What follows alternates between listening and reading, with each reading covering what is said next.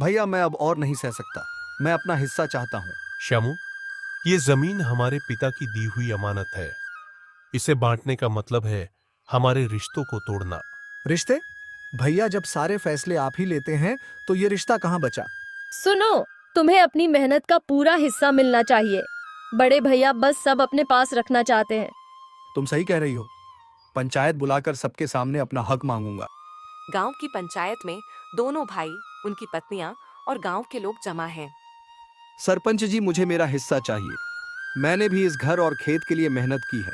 सरपंच जी, श्यामू मेरा छोटा भाई है। अगर उसे लगता है कि मैं अन्याय कर रहा हूं तो मैं बंटवारे के लिए तैयार हूं, लेकिन इससे परिवार टूट जाएगा। बेटा, संपत्ति का बंटवारा आसान है, पर रिश्तों का क्या? तुम्हें मिलकर इस संपत्ति को बढ़ाना चाहिए। समय बीतता गया। श्यामू और सुमन घर में परेशान बैठे हैं क्योंकि उनका सारा फसल बिना पानी के बर्बाद हो गया और जो कुछ धनराशि बची थी वह भी खत्म हो गई। सुमन, ये खेत तो सूख रहा है। हमारी सारी फसल बर्बाद हो गई। कर्ज भी बढ़ता जा रहा है। मैंने तो तुम्हें तुम्हारा हक लेने को कहा था, लेकिन ये सब तुम्हारी किस्मत का दोष है। उसी समय रामू और राधा खेत से लौटते हैं। उनके चेहरे पर संतोष झलक रहा है। श्यामू, खेत में पानी की व्यवस्था करनी पड़ती है। मैंने अपने हिस्से के खेत में नहर खुदवाई है। मेहनत और सहयोग से ही फसलें लहलहाती हैं। भैया, मुझे लगता था कि अलग होकर मैं अपनी मेहनत से सब संभाल लूंगा, पर मैं गलत था। श्यामू और रामू दादाजी के पास जाते हैं। दादाजी, मैंने अपने स्वार्थ में सब कुछ बर्बाद कर दिया। मुझे माफ कर दीजिए। बेटा, समझदारी इसी में है कि गलती को समझकर उसे सुधार लो। संपत्ति से बड़ा परिवार होता है। चलो भाई, अब मिलकर हम सब खेती करते। दोनों भाई एक साथ खेतों में काम कर रहे हैं। राधा और सुमन भी एक साथ बैठकर खाना बना रही हैं।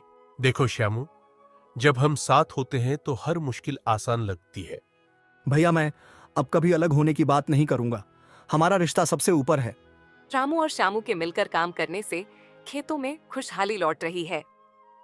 ये देखकर गांव का सबसे स्वार्थी और चालाक आदमी धनराज चलने लगता है।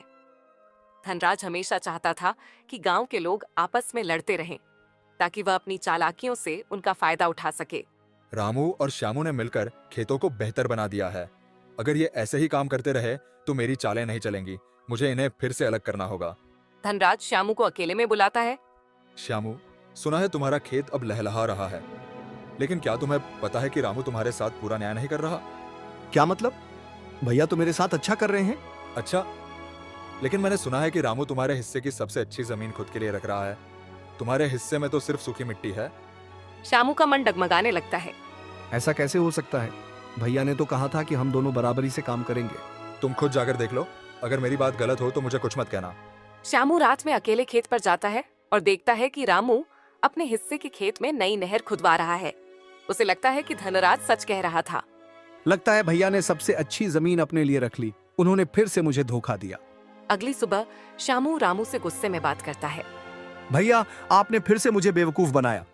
आपने सबसे उपजाऊ जमीन खुद के लिए रख ली। ये तुम क्या कह रहे हो श्यामू? हमने सब कुछ बराबरी से बांटा था। फिर ये नहर क्यों सिर्फ आपके खेत में बन रही है? ये नहर तुम्हारे खेत के लिए भी है।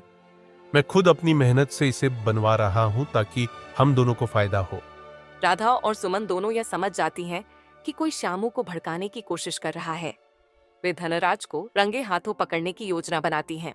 हमें पता लगाना होगा कि श्यामू को भड़काने वाला कौन है। हाँ, आज रात हम धनराज की बातों का सच सामने लाएंगे। दोनों महिलाएं धनराज की बातों को सुनने के लिए छिपकर उसके पीछे जाती हैं। देखना, मैंने श्यामू के मन में ऐसा शक पैदा किया है कि वह फिर से रामू से झगड़ा करेगा। परिवार टूट जाएगा और मैं आसानी से इनकी जमीन हड़प लूंगा।